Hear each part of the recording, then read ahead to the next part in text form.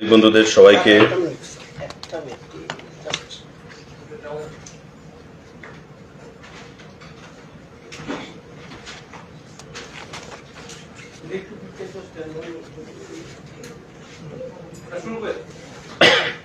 সাংবাদিক বন্ধুদের সবাইকে আমাদের আজকের এই সাংবাদিক বৈঠকে শুভেচ্ছা জানাই, উপস্থিত হওয়ার জন্য ধন্যবাদ জানাই এবং আপনাদের মাধ্যমে রাজ্যের সমস্ত অংশের জনগণকে পবিত্র বুদ্ধ পূর্ণিমা তার অনেক অনেক শুভেচ্ছা জ্ঞাপন করছি।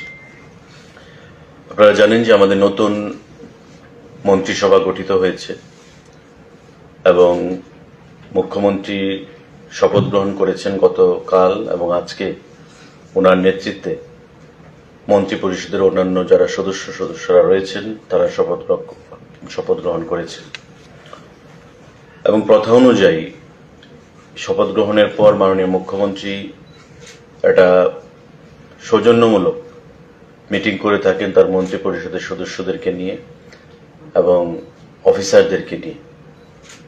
তো আজকেও আমাদের মাননীয় মুখ্যমন্ত্রী তার মন্ত্রী পরিষদের সদস্যদেরকে নিয়ে, চিফ সেক্রেটারি, প্রিন্সিপাল সেক্রেটারি তাদেরকে নিয়ে একটা ক্যাবিনেট মিটিং আমরা করি এবং এই মিটিংয়ে আমাদের যিনি বিদায়ী মুখ্যমন্ত্রী, প্রাক্তন মুখ্যমন্ত্রী সম্মানিত বিপ্লব কুমার দেবজির ইচ্ছায় এবং আমাদের বর্তমান মাননীয় মুখ্যমন্ত্রী ডক্টর মানিক স্যার সিদ্ধান্তক্রমে আমাদের এই ক্যাবিনেট মিটিংয়ে কয়েকটা সিদ্ধান্ত আমরা গ্রহণ করেছি, যেটা অন প্রিন্সিপাল সিদ্ধান্ত গৃহীত হয়েছে। পরবর্তী সময় আবার ক্যাবিনেট মিটিংয়ে সিদ্ধান্ত গৃহীত হবে, তখন বিস্তারিত আপনাদেরকে আমরা বলতে পারবো। আজকে শুধু সিদ্ধান্তটা কি হবে সেটা নিয়ে আলোচনা হয়েছে, সেটা গ্রহণ করা হয়েছে। পরবর্তী সময় ক্যাবিনেট মিটিংয়ে আবার যখন সিদ্ধান্ত হবে বিস্তারিতভাবে এই বিস্তারিত বিষয়ের উপর আমরা আলোচনা করতে পারবো। অনেকগুলো এজেন্ডা ছিল, মানে পয়েন্টস ছিল এবং অ্যাডমিনিস্ট্রেশন থেকে চিফ সেক্রেটারি মহাশয় মাননীয় মুখ্যমন্ত্রীকে এবং অন্যান্য মন্ত্রীদেরকে অনুরোধ করেছেন যে এই সিদ্ধান্তগুলি যেগুলো রয়েছে তার মধ্য থেকে দু চারটি সিদ্ধান্তকে গ্রহণ করার জন্য, যে আজকে নতুন মন্ত্রী পরিষদ সেখানে নতুন করে পথ চলা শুরু হয়েছে, তাতে কি সিদ্ধান্ত হয়েছে যাতে মানুষের কল্যাণে সেইগুলির সম্পর্কে আমরা বলতে পারি।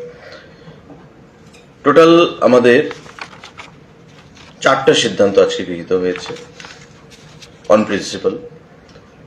পরবর্তী সময়ে এগুলোর উপর বিস্তারিতভাবে আলোচনা করা যাবে, কিন্তু আজকে শুধু আমরা সিদ্ধান্তগুলো জানাচ্ছি। নাম্বার 1 হচ্ছে ওয়েলফেয়ার অফ দিব্যাং পার্সনস উইথ ডিসেবিলিটি, যেগুলো রয়েছেন ফিজিক্যালি চ্যালেঞ্জ যারা পার্সনরা রয়েছেন তাদের জন্য রাজ্য সরকার ভালো কিছু, বড় কিছু করার চিন্তা ভাবনা করছে। কেন্দ্রীয় সরকার এবং সুপ্রিম কোর্টেরও সেখানে গাইডলাইন রয়েছে, নির্দেশ রয়েছে যে আগামী দিনে আমাদের রাজ্যেও যারা ফিজিক্যালি চ্যালেঞ্জ পার্সনরা রয়েছে তাদের জন্য চাকরি ক্ষেত্রে রিজার্ভেশন, বিভিন্ন অফিস আদালতগুলোতে তাদের উঠানামা করতে যেন কোনো অসুবিধা না হয় তার জন্য সেই সমস্ত ব্যবস্থা করে দেওয়া, তাদের জন্য সোশিও ইকোনমিক্যাল যে ডেভেলপমেন্ট, অর্থনৈতিক এবং সামাজিকভাবে সেই বিষয়ের উপর জোর প্রদান করা, যাতে করে একটা সাধারণ জনজীবন, আমরা যেভাবে সাধারণ মানুষ বিভিন্ন সুযোগ সুবিধাগুলো গ্রহণ করে থাকি, ফিজিক্যালি চ্যালেঞ্জ যারা সবসময় অন্যান্যদের থেকে প্রতিযোগিতায় পিছিয়ে থাকে, তারা যেন একটা স্বাভাবিক জীবনযাপন করতে পারে একটা সাধারণ মানুষের মতো বিভিন্ন সুযোগ সুবিধার মাধ্যমে। তো আমরা ওয়েলফেয়ার অফ দি বাং, যারা পার্সনস উইথ ডিসেবিলিটি, তাদের জন্য রাজ্য সরকার সেই স্কিম আগামী কয়েকদিনের মধ্যেই সেটা আমরা ঘোষণা করব এবং এতে করে ত্রিপুরা রাজ্যে প্রতিটা জায়গায়, প্রতিটা জেলায় যে দিব্যাঙ্গরা রয়েছে, ফিজিক্যালি চ্যালেঞ্জ যারা রয়েছে, আমরা যাকে হ্যান্ডিক্রাফট বলি, তাদের জন্য সেখানে অনেকটাই সুবিধা হবে এবং অফিস আদালত, চাকরি ক্ষেত্র, সামাজিক, ইকোনমিক প্রতিটা ক্ষেত্রে তারা যেন সামনের দিকে এগিয়ে যেতে পারে সে বিষয়ে রাজ্য সরকার সিদ্ধান্ত গ্রহণ করেছে। Welfare of primitive tribal group, যেটাকে আমরা বলি আদিম জাতি উন্নয়ন, একটা দপ্তর রয়েছে ট্রাইবাল ওয়েলফেয়ারের অধীনে, আপনারা নিশ্চয়ই জানেন, পিটিজি, প্রিমিটিভ গ্রুপ, সেই ট্রাইবাল ওয়েলফেয়ারের অধীন আদিম জাতি উন্নয়ন। আজকে দুটো সিদ্ধান্ত, এক হচ্ছে ত্রিপুরা রাজ্যে আদিম জাতিকে রিয়াংরা, যারা রিয়াং তারা হচ্ছে প্রিমিটিভ গ্রুপে আসে। রিয়াংদের প্রতিনিধি আমরা মন্ত্রিসভায় সেখানে অন্তর্ভুক্ত করেছি। প্রেম কুমার রিয়াং, কাঞ্চনপুর থেকে যিনি নির্বাচিত বিধায়ক আইপিএফটি দলের, প্রেম কুমার রিয়াংকে মন্ত্রিসভায় আমরা অন্তর্ভুক্ত করেছি আজকে রিয়াংদের প্রতিনিধি হিসাবে, আদিম জাতির প্রতিনিধি হিসাবে। তৎসঙ্গে রাজ্য মন্ত্রিসভা আজকে সিদ্ধান্ত গ্রহণ করেছে যে আদিম জাতির ওয়েলফেয়ার উন্নয়নে ত্রিপুরা রাজ্যে আদিম জাতির জনসংখ্যা কত, রিয়াং জনগোষ্ঠীর, সেটা হচ্ছে 1,85,000, 1.85 lakhs হচ্ছে টোটাল জনসংখ্যা ত্রিপুরা রাজ্যে আদিম জাতির। ফ্যামিলি কত রয়েছে? 43,316 ফ্যামিলি রয়েছে। অর্থাৎ আমাদের ফ্যামিলি 43,316 আর জনসংখ্যা হচ্ছে টোটাল 1,85,000। পশ্চিম এবং সিপাহীজলা জেলা, এই দুটো জেলা ছাড়া রাজ্যের প্রত্যেকটি জেলাতে রিয়াংরা বসবাস করে এবং তাদেরকে আদিম জাতি হিসেবে চিহ্নিত করা হয়েছে রিয়াং ত্রিপুরার।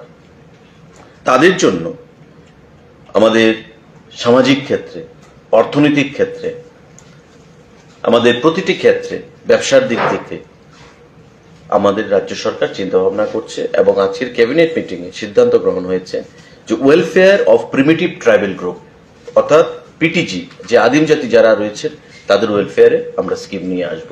বিভিন্ন ধরনের স্কিম আমরা বিগত দিনে গ্রহণ করেছি, আপনারা জানেন। চা শ্রমিকদের জন্য স্কিম এসছে, বিভিন্ন শ্রেণীর মানুষের জন্য স্কিম এসছে, মহিলাদের জন্য 33% রিজার্ভেশন এসছে। তো ঠিক তেমনি আদিম জাতিদের জন্য উন্নয়নের জন্য, যাদের ফ্যামিলি সংখ্যা 43,316 এবং 1,85,000 হচ্ছে জনসংখ্যা, পশ্চিম জেলা এবং সিপাহীজলা জেলা ছাড়া বাকি প্রতিটা জেলায় আদিম জাতিরা বসবাস করছে, তাদের অর্থনৈতিক, সামাজিক এবং অগ্রগতির ক্ষেত্রে রাজ্য সরকার আন্তরিক এবং তার জন্য আমরা এই সিদ্ধান্ত আজকে গ্রহণ করেছি। আমি আবারও বলছি, যারা সাংবাদিক বন্ধুরা এখানে আছেন, বিস্তারিত আজকে তথ্য দেওয়া যাবে না, কারণ আজকে অন প্রিন্সিপাল আমরা সিদ্ধান্ত নিয়েছি। অফিসারদেরকে বলা হয়েছে, চিফ সেক্রেটারিকে বলা হয়েছে যে আগামী দিনে যাতে এই স্কিমগুলো নেক্সট বা পরবর্তী সময় ক্যাবিনেট মিটিংয়ে আসবে এবং বিস্তারিতভাবে আমরা আপনাদেরকে বলার মতো সেখানে পজিশনে থাকব। আজকে বিস্তারিত বলার সেখানে অবকাশ নেই বা সুযোগ নেই। আমাদের আরেকটা গুরুত্বপূর্ণ সিদ্ধান্ত, ন্যাশনাল হেলথ পলিসি 2017, সে অনুযায়ী আমাদের রাজ্য স্টেট হেলথ পলিসি তৈরি হবে। ন্যাশনাল হেলথ পলিসি আমাদের ভারতবর্ষে সেখানে রয়েছে। ওই ন্যাশনাল হেলথ পলিসিকে অনুসরণ করে আমাদের রাজ্যেও হেলথ পলিসি তৈরি হবে। অর্থাৎ প্রতিটা স্বাস্থ্য কেন্দ্রে, PHC, primary health centre, CHC যেটা community health centre, sub divisional hospital, district hospital, আমাদের যে রেফারেল হসপিটাল জিবি, আমাদের যে আইজিএম রয়েছে, এই যে হাসপাতালগুলো রয়েছে এবং রাজ্যের টোটাল স্বাস্থ্য পরিষেবাকে উন্নয়নের জন্য ইতিমধ্যে আমাদের রাজ্যে বিপ্লব দেবজির নেতৃত্বেই, যিনি বিদায়ী মুখ্যমন্ত্রী, স্বাস্থ্য পরিষেবার একটা বিরাট পরিবর্তন এসছে। Bypass surgery, open heart surgery থেকে শুরু করে ত্রিপুরা রাজ্যের যেগুলো বিগত দিনে সেগুলো ভাবাই যেত না, আজকে আমাদের রাজ্যে অনুষ্ঠিত হচ্ছে, আমাদের হাসপাতালগুলোতে অনুষ্ঠিত হচ্ছে। তাই আগামী দিনেও এই স্বাস্থ্য ব্যবস্থাকে আরো ঢেলে সাজিয়ে একটা শিখরে নিয়ে যেতে, উচ্চতায় নিয়ে যেতে আমাদের হেলথ পলিসি আমরা গ্রহণ করব এবং আগামী মাস 2-3 মধ্যে সেই হেলথ পলিসি তার যাত্রা শুরু করবে। কিন্তু আজকে প্রাথমিকভাবে আজকের মিটিংয়ে এই হেলথ পলিসি নিয়ে বিস্তারিত আলোচনা করার কোনো সুযোগ ছিল না, কারণ ডেটা বা আমাদের পলিসি সম্পর্কিত ব্যবস্থাপনা সেখানে আমরা আলোচনা করতে পারিনি। আমাদের হেলথ পলিসি হবে আগামী 2 মাসের মধ্যে, সে বিষয় নিয়ে আজকে সিদ্ধান্ত গ্রহণ হয়েছে। 4টা সিদ্ধান্ত গ্রহণ হয়েছে, 3টে আলোচনা আমরা করেছি। আরেকটা যে সর্বশেষ সিদ্ধান্ত সেটা নিয়েছে যে ত্রিপুরার আইটি পলিসি, আইটি সেক্টরে আমাদের 2017 সালে একটা পলিসি তৈরি হয়েছিল, সেটা 2022 সালে ল্যাপস হয়ে গেছে। তার সময়সীমা পেরিয়ে গেছে। তো ওই যে আইটি পলিসিটা আমাদের নতুন করে আমরা রিভ্যাম্প করব, যাতে করে বাইরের যে কোম্পানিগুলো রয়েছে, উইপ্রো, ইনফোসিস, অ্যাক্সেঞ্চার, টিসিআই, এই যে কোম্পানিগুলো, তারা যেন ত্রিপুরা রাজ্যে লগ্নি করতে তারা ইন্টারেস্ট সেখানে দেখায়, এবং রাজ্যের লাইভলিহুডের কথা চিন্তা করে, রাজ্যের বেকারদের কর্মসংস্থানের কথা চিন্তা করে, রাজ্যের ইন্ডাস্ট্রিয়াল যে পলিসি রয়েছে তার সঙ্গে সামঞ্জস্যতা রেখেই আমাদের আগামী দিনে আইটি পলিসি তৈরি হবে। এতে করে আমরা বিশ্বাস করি রাজ্যের কর্মসংস্থানের সুযোগ বাড়বে এবং রাজ্যের যুবক যুবতীরা অর্থনৈতিকভাবে স্বাবলম্বী হতে পারবে এবং আমাদের রাজ্য অগ্রগতির পথে এগিয়ে যাবে। তো আইটি পলিসি আমাদের তৈরি হবে, বিস্তারিত আলোচনার সুযোগ নেই, কারণ এই পলিসিতে অনেক ড্রাফটিং চলছে, জাস্ট সিদ্ধান্ত গৃহীত হয়েছে। খুব শীঘ্রই আমাদের আইটি পলিসি তার যাত্রা শুরু করবে। এই 4টে পলিসি দিব্যাঙ্গদের জন্য সিদ্ধান্ত, দিব্যাঙ্গদের জন্য ফ্যাসিলিটিস বা স্কিম আসবে। আমাদের প্রিমিটিভ গ্রুপ ট্রাইবাল ওয়েলফেয়ারের অধীন যে প্রিমিটিভ আদিম জাতি উন্নয়ন, তাদের অগ্রগতির ক্ষেত্রে রাজ্য সরকার ঘোষণার সিদ্ধান্ত নেবে। আমাদের আইটি পলিসি এবং স্টেট হেলথ পলিসি, এই 4টে সিদ্ধান্তের উপর আমাদের আজকে আলোচনা হয়েছে এবং ক্যাবিনেট মিটিংয়ে সিদ্ধান্ত গ্রহণ হয়েছে বিদায়ী মুখ্যমন্ত্রীর ইচ্ছায় এবং বর্তমান মুখ্যমন্ত্রীর সিদ্ধান্ত ক্রমে। Thank you.